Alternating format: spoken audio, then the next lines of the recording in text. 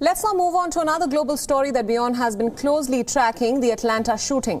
A former roommate of the Georgia shooter has said that he had an addiction that compelled him to visit massage parlors seeking sex. 35-year-old Tyler Bayless has said that he spent several months living in an Atlanta halfway house for recovering addicts. Now, a halfway house is an institute for people with criminal backgrounds or drug abuse tendencies. They are made to learn or unlearn skills with an aim to be reintegrated into society. Bayless said that he was being treated for drug addiction with 21-year-old Robert Aaron Long in late 2019 and early 2020.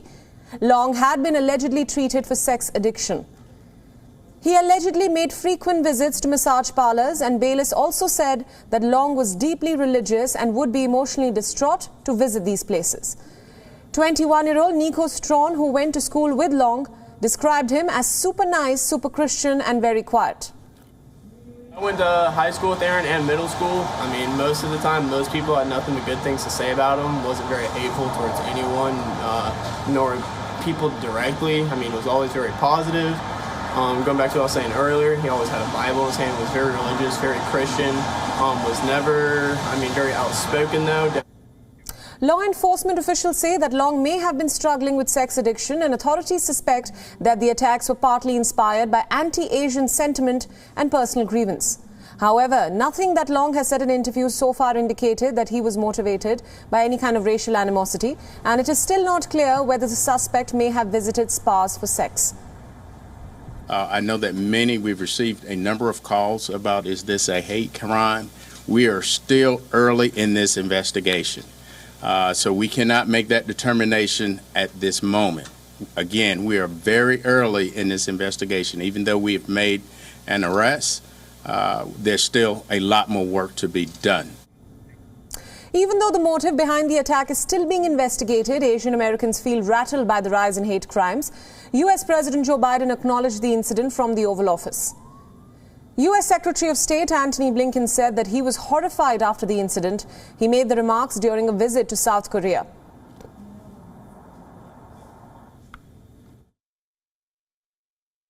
I was just on the telephone briefed by the Attorney General of the United States and the Director of the FBI.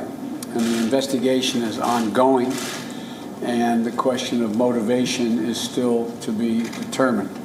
But whatever the motivation here, I know that Asian Americans are very concerned because, as you know, I've been speaking about the brutality against Asian Americans for the last couple months, and I think it is very, very troublesome. We're horrified by this violence, which has no place in America or anywhere for that matter. And I want to offer our deepest condolences to the families and friends of those who died, and to everyone in the Korean community who is shaken and deeply disturbed by this incident. We are as well, and we will stand up for the right of our fellow Americans, Korean Americans, to be safe, to be treated with dignity and respect. Now remember, 8 people lost their lives in the shooting and 6 victims were women of Asian descent. WION World is now available in your country. Download the app now and get all the news updates on the move.